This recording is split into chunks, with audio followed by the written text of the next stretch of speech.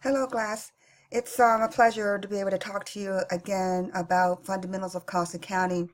Chapter 6, I think, is a review of what you have gone through with Principles 2. I think in the latter half of Principles 2 class, um, the course talked a little bit about product costing, service costing. And so these concepts, I don't believe will be new to you, will be a refresher. So this chapter and the chapter that follows should be a lot easier, in my opinion, than the other chapters that you've covered.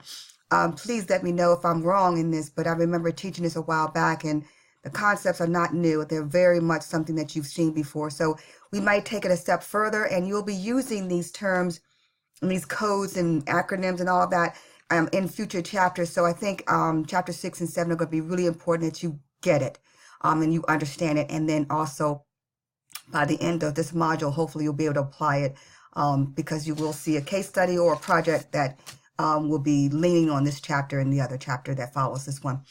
The point of every time you have to read is, why are we reading the chapter? What purpose does it serve? And how can it help me achieve my learning in this particular course, in particular the chapter? What are you going to learn in this chapter? And how are you going to apply the concepts that you learn? So we're going to talk about the fundamental themes of the design of a cost system. We're going to talk about how cost allocation is used in the management system. Now, again, this is all in theory and concept. In application in the real world, you're going to have a very, very sophisticated software program that will allow you to do these things. So we're doing everything manually. But in the real world, information technology is going to be the key in how it gets done. Your job is to understand what it does, how it does it, and then how to analyze that information to make appropriate decisions.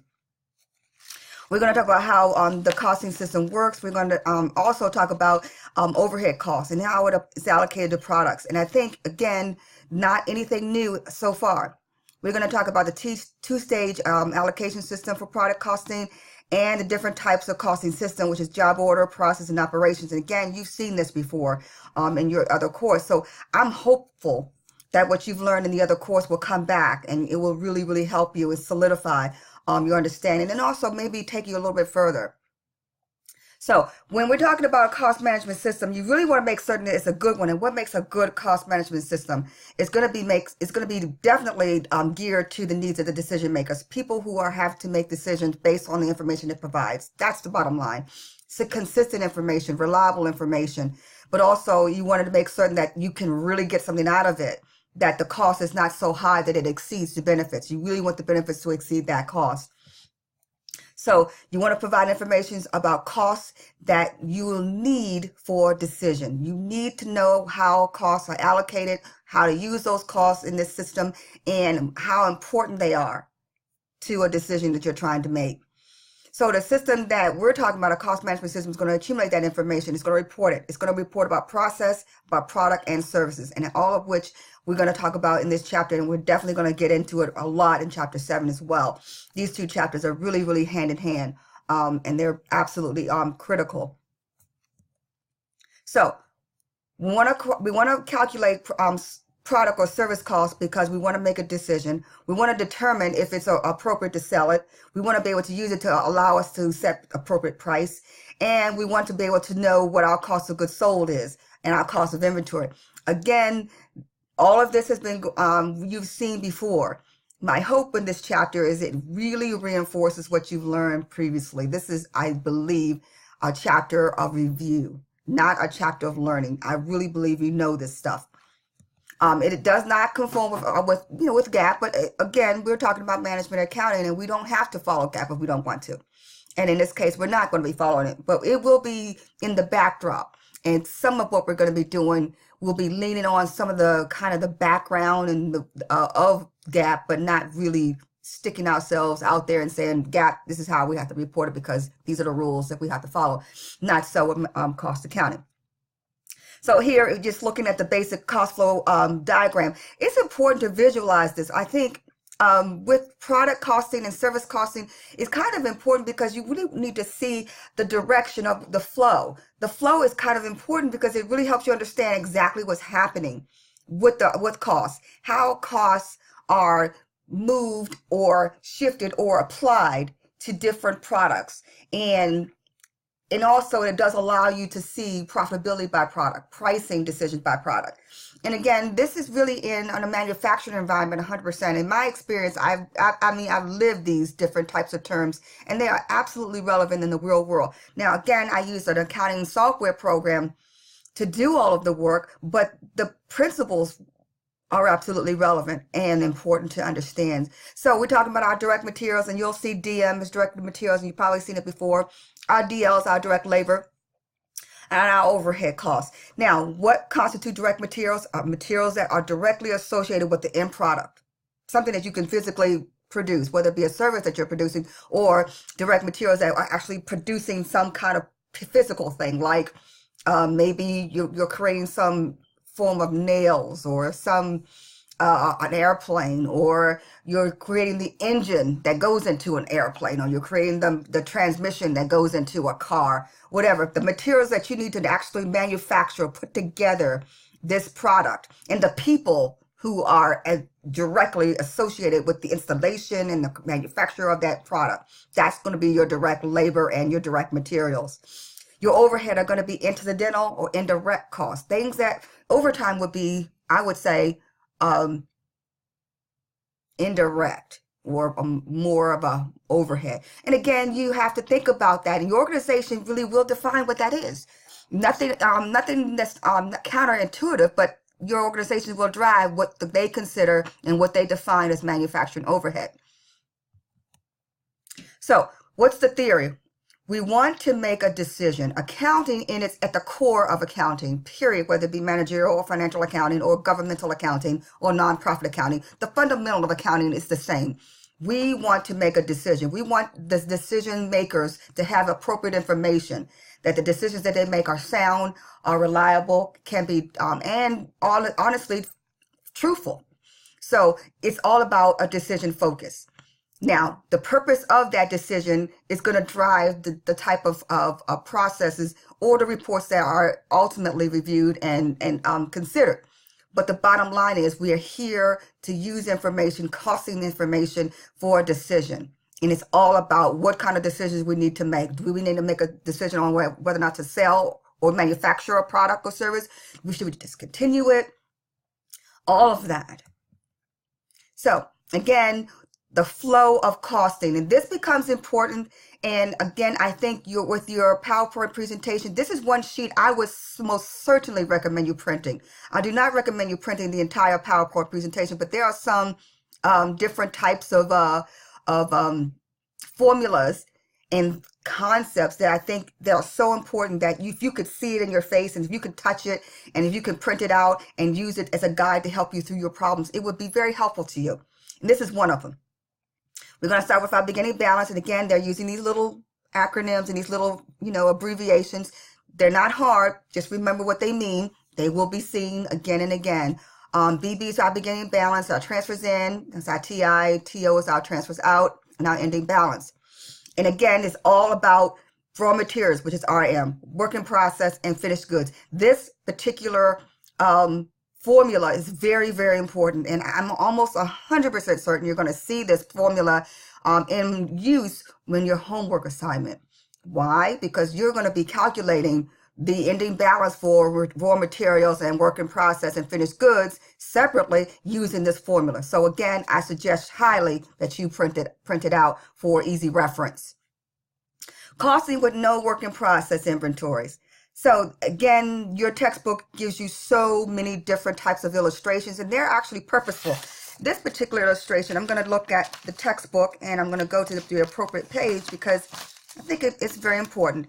If you look at your textbook on page 221, it is going to be at the top where it talks about Baker Paints. And they start their production in April. It starts and completes the production of 100,000 gallons of paint in April and has no ending work in process. So it starts and ends in the same month. Very, very simple. Not very realistic, but very, very simple. So what we want to do is we have these costs of resources that's used. Our materials, and I'm going to assume it's going to be direct materials, is a 400,000. Our labor, when we assume it's direct labor, is going to be 100,000, and our overhead, $500,000, which gives us a total of $1 million in costs. So, costing with no work in process, here we are. We start with beginning balance of nothing. We transfer in 100,000 and we transfer out 100,000. Boom. Here's our ending balance of 0. We started with 0 and we ended with 0. Not real hard a calculation, but when you see your homework assignment and you get a lot of information, your job would be to determine what information I need to solve the problem. And what's notorious about this particular book, they give you a lot of information. Sometimes you're being asked a number of different questions that requires different pieces of the total of information that you're provided. Your job would be to understand the concept that you're being asked in that one question and only identifying the information that you need in that one question. Sometimes you have to look at it in isolation, almost like just narrowly defined. This question in particular is only asking me a certain question, and I only need a certain amount of information. Don't become overwhelmed with all of the data, because you may not need all the data in various questions that you're being asked. So what are the costs at the end of the period? What are the transfer in? Those kind of questions are easy to answer, but sometimes in this illustration it's very, very simplified. But in reality, when you're looking at your homework assignment, when you're looking at a question and a multiple choice question as far as your exams, they're going to give you a lot of extra information.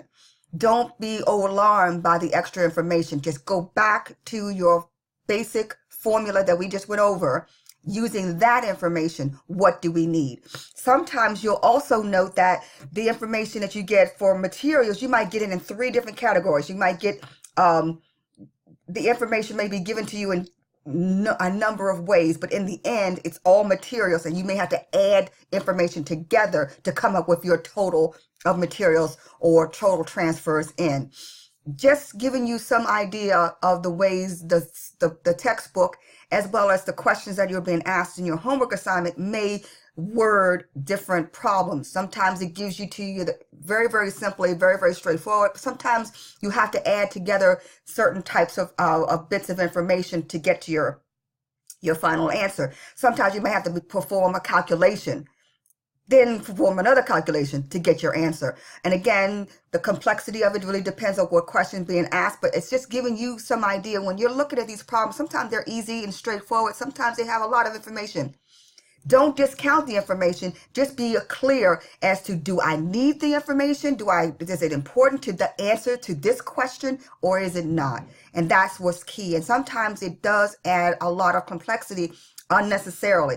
But if you go in it with the knowledge that if I'm answering a very specific question, and I have my formula here that will help me answer it, I'm going to extract out only what I need and ignore the rest. And that's really been I think in accounting in general, particularly in the academic setting, when you're trying to figure out how to calculate something, or you're trying to create a journal entry, or whatever you're trying to do, Connect gives you so much information. And sometimes it's important that they gives you a lot of information, because the questions that they can answer can be many. But when I'm asking you a very specific type of question and it's giving you all of this data, you might become overwhelmed, particularly as you're learning how to process the information and use what you need and discard what you don't. Sometimes it's like, maybe that information is relevant. Maybe I need this, or maybe I need that. And the truth is, sometimes you do. But be careful. Don't become overwhelmed with that. The most important thing is, as you see on the screen, is knowing the formula that's relevant to that question, and using that as your basis for calculating or determining what the ending balance should be. Sometimes you're given the ending balance, and you have to you have to fill in the missing numbers, and you'll use a little bit of algebra and a little bit of analytical thinking to kind of fill in the gap. And knowing what the relationship between the beginning balance, the transfer in, transfer out, has to the ending balance is very, very important. So you may have to back into these numbers, and that's going to be important too, because if my memory serves, one of the questions on your homework is going to be just that. You're not going to be given all of the information. You're going to have to back into it. And knowing the relationship, in this case, costing with ending work in process inventories is part 2. You may be given the beginning balance, and the ending balance, and then you might be giving portion of the transfer out, or you may have to calculate the transfer out in order to fill in that number. Whatever the way the information is presented to you, having an understanding of the formula is going to be the vital first step in accurately calculating the ending balance, or in this case, filling in the missing number, which I'm almost certain you're going to see in a homework assignment.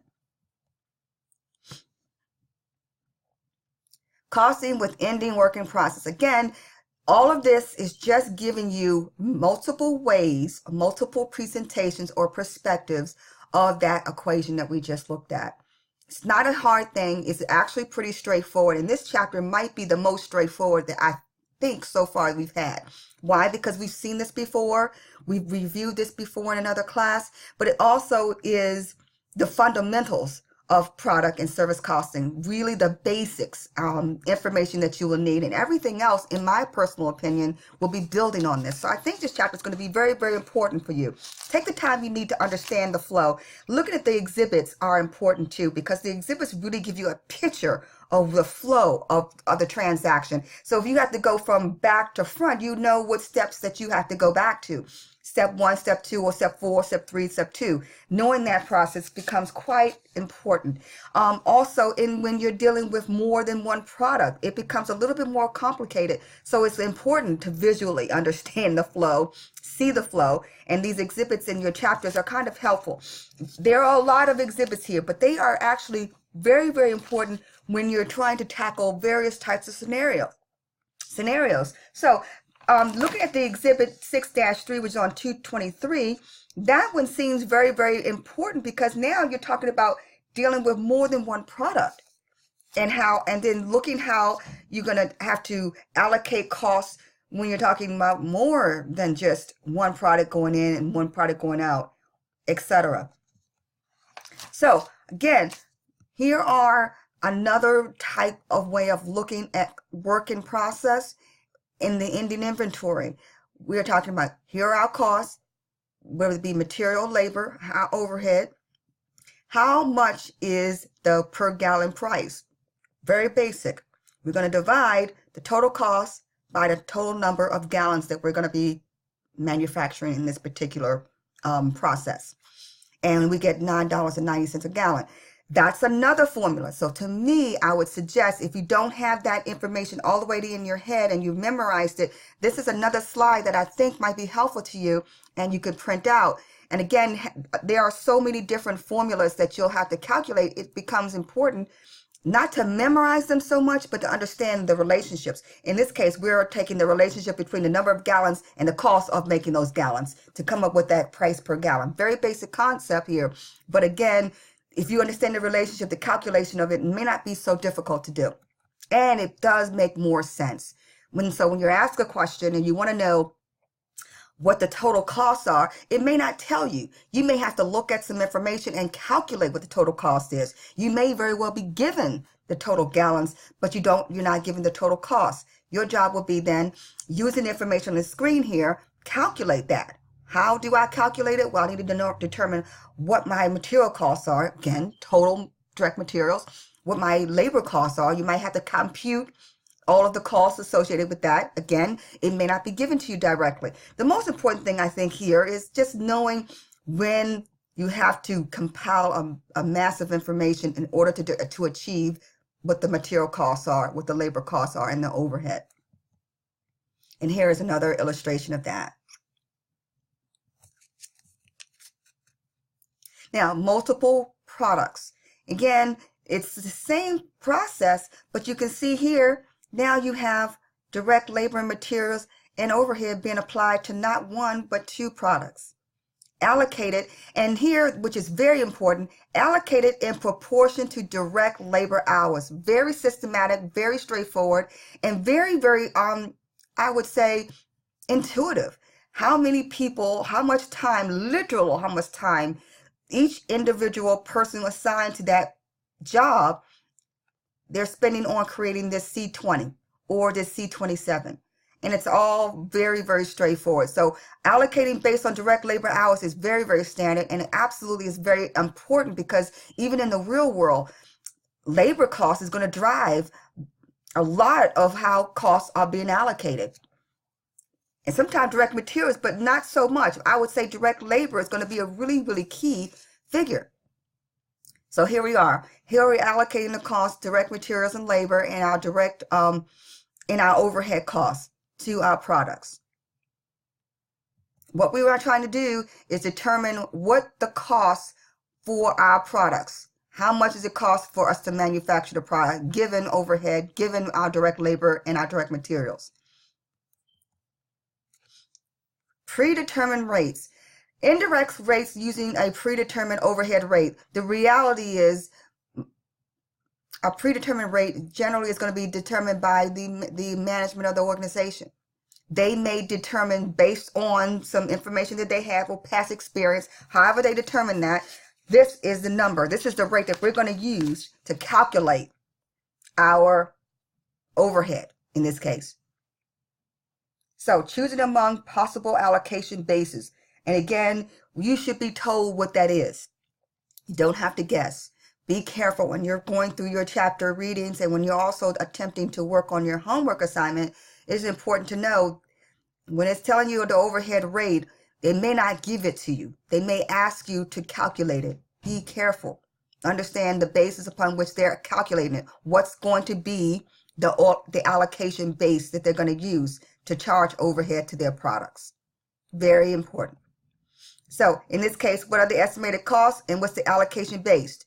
What activity is going to drive it? And the question then becomes that denominator that you see on the screen, that number could be different. You don't know what that number is going to be. They have to tell you what's the allocation, what activity that they're going to use as a basis upon which they're going to allocate the overhead.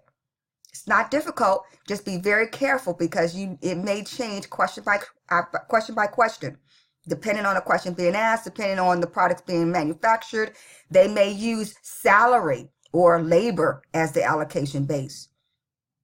It just depends. So that number, that denominator may vary, and we have to be very careful when we're reading through our project or our problems or questions or any quiz that you're working on. You have to be careful. What is the allocation base that we're going to use? That's going to be the denominator. Because not always will you be given the predetermined rate. You may have to calculate it. This is another, I would say, PowerPoint page that you should print. Simply as you're learning and as you're developing your skills and practicing through your homework, this one may very well be helpful to you. Make it a little bit more efficient when you're trying to do your homework and you have to calculate the overhead rate. You may be given the overhead rate, but I wouldn't bank on it. I would bank on you understanding the relationship between the denominator and numerator and knowing that the denominator may change. But often the allocation base is often direct labor hours or direct labor costs. But again, don't assume that. Just look at the question being asked. And again, this is just giving you an example using the predetermined overhead rate calculated in the previous slide. Don't completely rely on the previous slide. Rely on the question that you're being asked in your homework. Rely on the discussion topic, if it's a skill-based one, what the allocation base is, that's the assumption would be made based on. So that's important as well. So manufacturing multiple products, again, it's all about understanding some basic rules and fundamentals of product costing and using that not only to apply to one, but more than one product that you're manufacturing. Very, very straightforward. But again, in parentheses here, the allocation base is going to be direct labor hours. It could be direct labor costs. All you have to do is be certain that you know what the base is, because that's going to be your denominator. It's going to be your denominator, and it could very well be different depending on the question being asked. So be careful of that.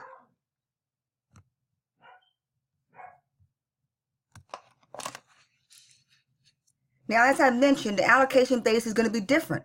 Now, it really does matter with the organization. My experience has been the allocation base has always been salary or direct labor. Direct labor costs, sometimes direct labor hours, depending on what I'm trying to calculate. But again, it's all about the organization and what they're trying to achieve and what's the most reliable measure. So again, it's not in stone. It might be arbitrary, but in the real world, I would say the most reliable indicator of cost is always going to be labor. how many people you need, and how much time will it take these individuals to create this product or these products. So labor is almost always used. It may very well be different depending on the type of product being manufactured. If you're talking about you're manufacturing something that's more of a not necessarily a standard product like food or something like that, but something more customized, then allocation based may not necessarily be direct labor hours. It might be the actual materials might be the base. But as I mentioned before, that's not major concern for you. Your concern is to know what the allocation base is when you're asked to compute the overhead allocation rate. That's more important.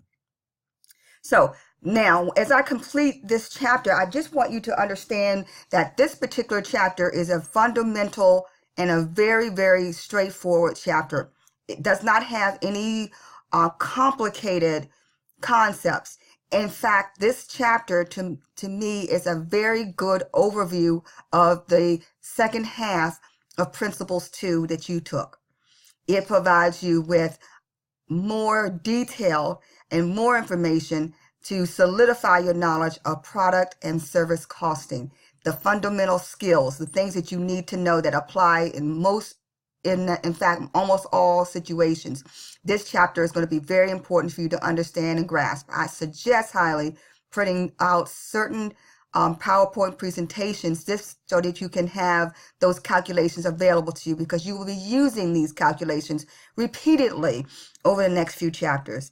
And if my memory serves, I believe we may have a Excel case study based on chapter 6 or 7. So it becomes important as you're reading chapter 6 to understand it well. My advice then for you is, as you're looking at multiple allocation bases and two-stage systems, print out these different diagrams, because I think visually it does help you understand what's happening. And it does give you some information. If something's incorrect, it will be helpful so you can dissect an error or trace back what you've done. Number 2, printing the formulas. In this case, I've only given you a couple formulas, which is very unique because the chapter really has a lot of information, but you really only have 2 formulas that I think are critical. Printing those worksheets out from the PowerPoint is kind of important, and they'll provide you with an easy guide when you're calculating, when you're computing, and when you're doing your homework, as well as when you're doing any case studies that are associated with this chapter. Also, printing out the visuals. The visuals are important because it does give you some logical sense of the words that you're reading. It puts into picture form the flow of costs and how they're applied and what it looks like when they are applied. So I think they're very helpful, particularly students who don't learn as well with me talking, but learn better when they see it and then when they can use their hands to create it, or in this case, compute and doing that. So the auditory portion of the course is helpful to some students. I would suggest for those students who learn more by what they see, there are a few slides that I've identified in this presentation that I think are very helpful, and that will be a great user guide. You do not have to print the entire presentation, but a selected slides I think will be helpful. And this one that you're looking at and the next one that follows are kind of important, as well as the other 3 that I had given you. So maybe 5 of these pages you should print out and use them as reference, not only for this chapter, but also for chapter 7, which will be much more detailed and more involved. But it will rely on you as a student to know how to calculate certain things. It's going to assume that you have a good idea how to calculate. So when you start looking at job costing, it won't be foreign to you. It will be much more, will make much more sense. It'll be easy to compute and a natural extension of what we've learned in this chapter. So I'm going to stop at this point because I don't want to overwhelm you, but I do want you to note that what you learn in this chapter will follow you in the next chapters, and it's very important that you take your time to go through it. Understand that the few I would say the few computations that are required here. They're not complicated, but they make sense in light of what they're asking you. And the advice that I've given you, I think you should do well in this chapter. I think you would find it a lot easier than the other chapters that we've gone through. My hope is that you can remember what you've learned in Principles 2 and remember how you calculate it, because there's nothing different in this chapter than what you've learned in Principles 2. It's actually very much identical in many ways. And if you remember that, if you can remember that, this chapter should be straightforward and easy for you to grasp, as it is a fundamental part of the this module. Thank you very much for your time, and I'm hopeful that you've learned much in this chapter. And I'll talk to you in the next one.